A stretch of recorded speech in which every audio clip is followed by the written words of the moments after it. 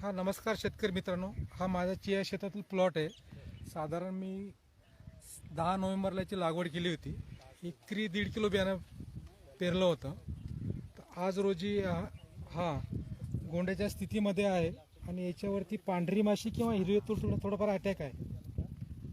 ही जी पांढरी माशी आहे ही रसशोषक किडे आहे। याच्यामुळे पान गुंडाळलं जातं आणि झाड संकुचित झाल्याने होतं, त्याची वाढ कमी होते आणि उत्पादन सुद्धा कमी येतं। याच्यासाठी आपण जैविकमध्ये लिंबोळी अर्क मारू शकतो याच्यावरती आणि रासायनिकमध्ये ॲक्ट्रा किंवा ॲसिटाप्रमाइड याचा वापर करून रसशोषक किड्याचा बंदोबस्त करू शकतो आपण। बरं, हे चिया तुम्ही कधी पेरला, कोणत्या डेटला? हा चिया माझा 10 नोव्हेंबर लागवड केलेली आहे, मी पेरणी केलेली आहे। साधारण याची लागवड 15 ऑक्टोबर पासून आपण डिसेंबरच्या एंडिंग पर्यंत लागवड करू शकतो। किती क्षेत्र आहे हे साधारण 1.5 ते 2 एकर क्षेत्र माझा प्लॉट आहे। बरं, आता किती लागलं त्याला बियाणं? याला 2 किलो बियाणं लागलंय माझ्या शेतामध्ये। बरं, तर याच्यासाठी तुम्ही अजून काही विशेष अशी मशागत केली होती का? याला पेरणी करताना एकच मशागत घ्यायची। पेरणीच्या अगोदर रोटावेटर मारून घ्यायचं आणि शेतातली माती कमी करून याची पेरणी करायची, कारण हे बियाणं जास्त खोलवर नको जायला। बियाणं फक्त आपल्या मातीत मिसळायचं आहे। बरं, जास्त खोलवर गेलं तर उगवण शक्तीचा परिणाम होऊ शकतो। याला किती पाणी लागते?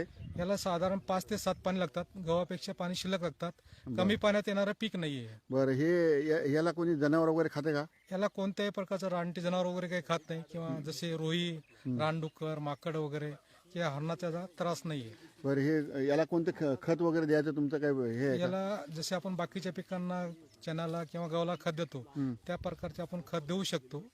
पण फक्त एकच याचा फायदा आहे की जसं चण्याला मर किंवा मुळकूर लागते तसा याला काही मर किंवा मुळकूर वगैरे काही लागत नाहीये। बरं, एकरी किती पीक येऊ शकते याचं? याचं एकरी उत्पादन साधारण 4 क्विंटल पासून 7 क्विंटल पर्यंत होत आहे। हे प्रत्येका नियोजन आणि वातावरणावर अवलंबून आहे। बरं, याचं जे खळं किंवा आपण जे हे करतो, हार्वेस्टिंग करतो, याची हार्वेस्टिंग आपण 2 प्रकारे करू शकतो। एक गव्हाची हार्वेस्टर सुद्धा काढू शकतो आणि दुसरं गव्हासारखी कापणी करायची आणि आपल्या थ्रेशर मधून काढून घ्यायचंय। बरं, याला बाजारपेठ कुठे?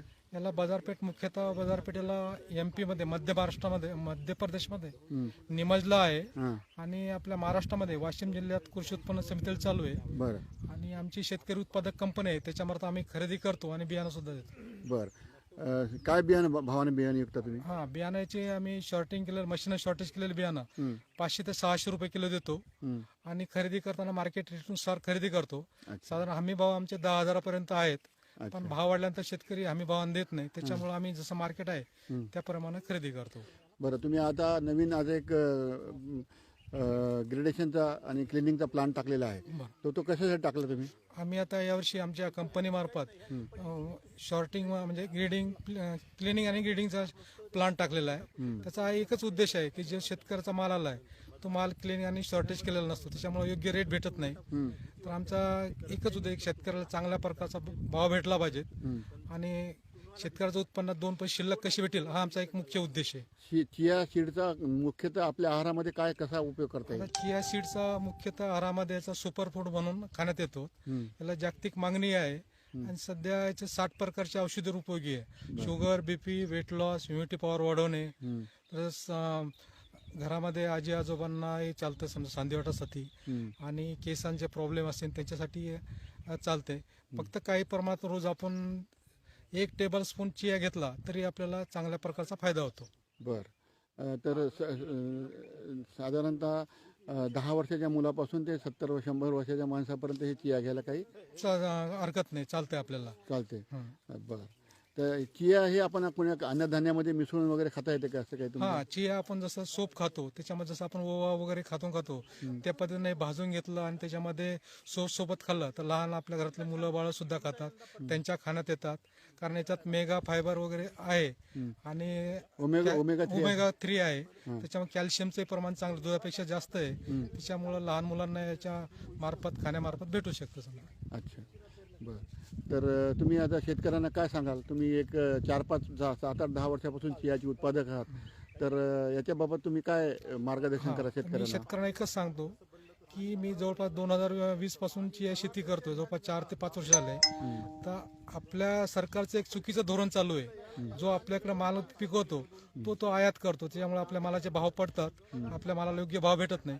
पण चियाला तसं काही नाहीये. चियाला आम्ही खरेदी गेल्या वर्षीपासून 10,000पासून 22 ते 24,000 पर्यंत खरेदी केला. त्याच्यामुळे कमी क्षेत्रामध्ये श्रीमंत करणारं पीक आहे आणि सर्व शेतकऱ्यांना एकच आहे की कमीत कमी एखादा एकर तरी त्यांनी चिया लागवड करावी.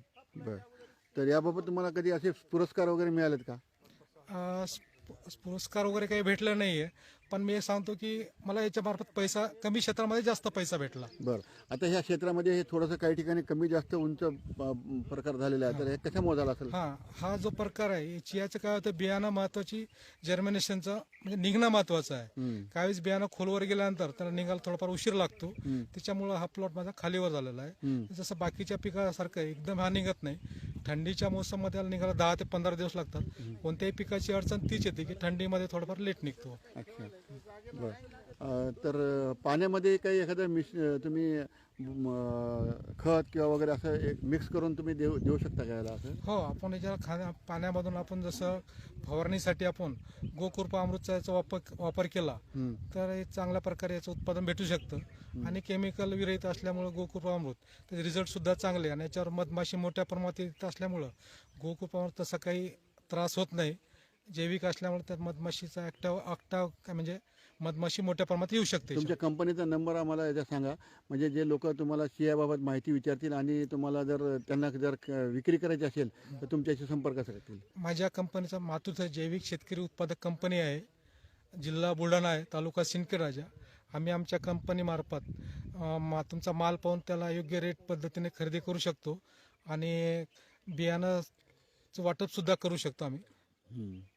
तर कंपनीचा नंबर तुम्हाला देता येतील तर सांगा. कंपनीचा नंबर घेऊ शकता आपण, 9921467844. थँक्यू. धन्यवाद. ओके.